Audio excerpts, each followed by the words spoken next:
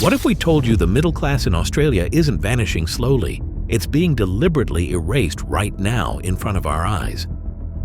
What this budget has done and what we are seeing happening now is a hollowing out of the Australian middle class. What is happening right now is a vast transfer of wealth from middle Australia and an attack, a conscious attack on the way that middle Australia makes money. And we see this through the attack on worker flexibility. We see this on the attacks on the gig economy. We see this on the attacks on small business and the preferencing of large businesses. This is a return to the pre-Hawke Keating model, and we will all be poorer for it. Why has this government brought down a budget which risks middle-class Australians becoming the new working poor?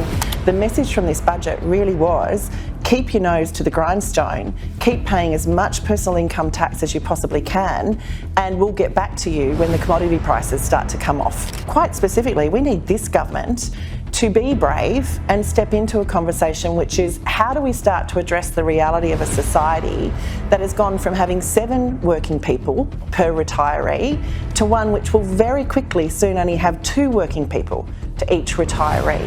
Middle income earners could face one of the largest tax increases in history. Around 10 million Australians are set to be affected by the changes.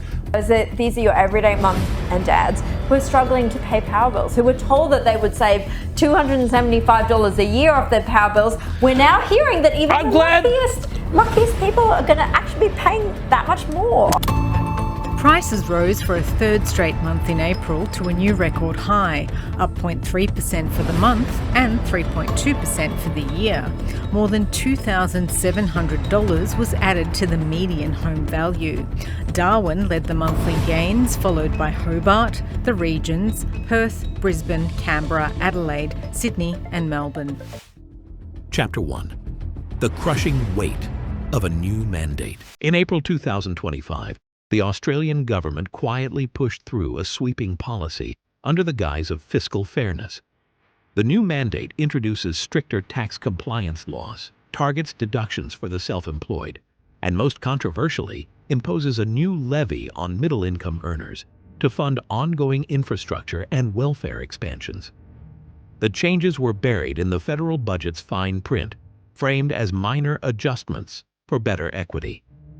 But for the average Australian family earning between $80,000 to $150,000, this isn't just another tax tweak. It's a financial hit they can't afford. The new levy alone adds an estimated $3,200 in tax burden annually for households already battling cost of living spikes, stagnant wages, and housing stress. Take Jason, a 42-year-old electrician from Parramatta. He owns a small contracting business and employs 2 apprentices. Jason already struggles with rising insurance premiums, fuel costs, and compliance paperwork. But this mandate? It's the final straw. I used to save a few grand a year to take the kids up the coast. Now, I'm dipping into my savings just to keep the business afloat, he says. Or consider Priya, a mid-level IT analyst in Brisbane, earning $110,000. On paper, she's doing well. In reality, she's moved back in with her parents after her rent shot up by 22% in 1 year. Now she's facing another tax hike. This government keeps saying we're well off. I don't feel wealthy. I feel trapped, she explains. Chapter 2. Disguised as progress. The government calls it progressive policy. But critics argue it's a disguised wealth extraction mechanism, hitting people just above the poverty line and just below the elite. A Treasury analysis leaked in early May estimated that over 2.4 million Australians in the mid-income bracket will now shoulder over $7.8 billion in extra tax revenue annually. Meanwhile, tax loopholes for multinational corporations remain largely untouched. It's not about equality, it's about optics. But the reality is, middle-class Australians are getting crushed from all directions. Housing. Median home prices in Sydney are over $1.2 million. Mortgage repayments on a standard 25-year loan now exceed $6,000 per month in many suburbs. Rent. In Melbourne, rents have soared by more than 15% year on year. Share housing isn't just for uni students anymore. It's the only way some full-time professionals can get by. Utilities. Electricity bills are up 17% in New South Wales. Insurance premiums for homes and vehicles are also skyrocketing due to natural disaster risk. Education. Private school tuition continues to increase, and even public school parents are forking out hundreds each year in voluntary contributions. So what happens when a new tax mandate piles onto all of this? People snap. Chapter 3. The Disappearing Dream. The Australian middle class used to mean stability. A house, a car, a couple of kids, and a yearly holiday. Today, that's becoming a fantasy. In 2001, 65% of Australians identified as middle class. In 2025, that figure has dropped below 45%. That's a dramatic erosion in less than a generation. Much of this is due to wage stagnation. According to the Grattan Institute, real wages have declined by 3.1% since 2020. Adjusted for inflation, people are earning less now than they were 5 years ago. While the middle class is being squeezed, the ultra-rich are thriving.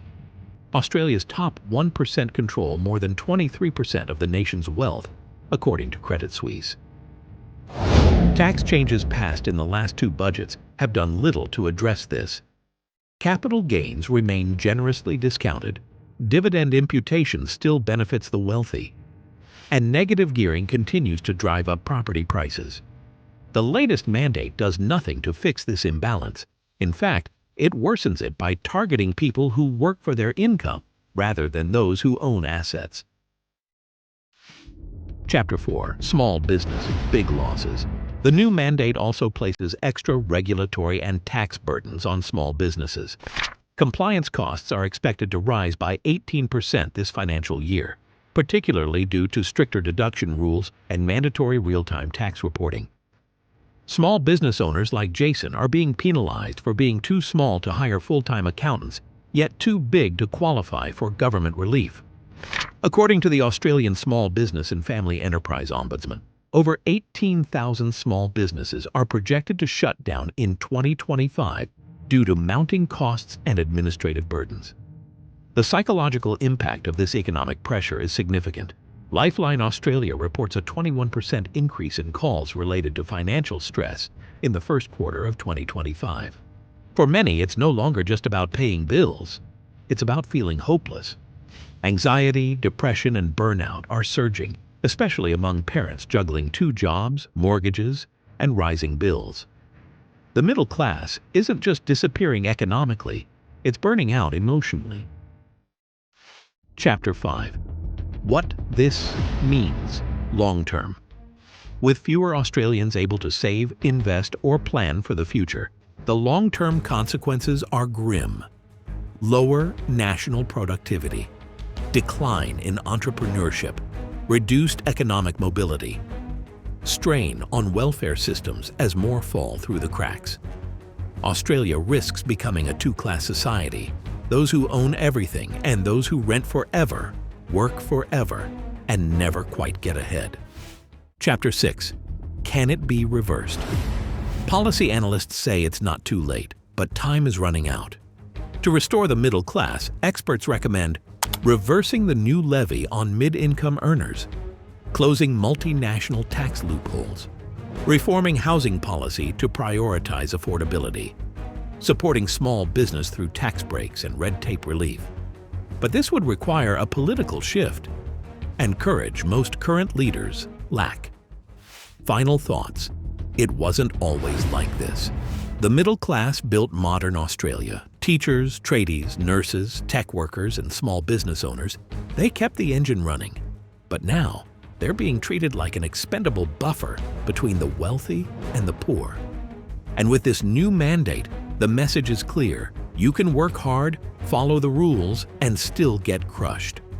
Subscribe to Outback Crisis for more critical reporting on how Australia's policies are changing the lives of everyday citizens. Watch this video here to learn how the 2025 federal budget may have just changed property ownership forever.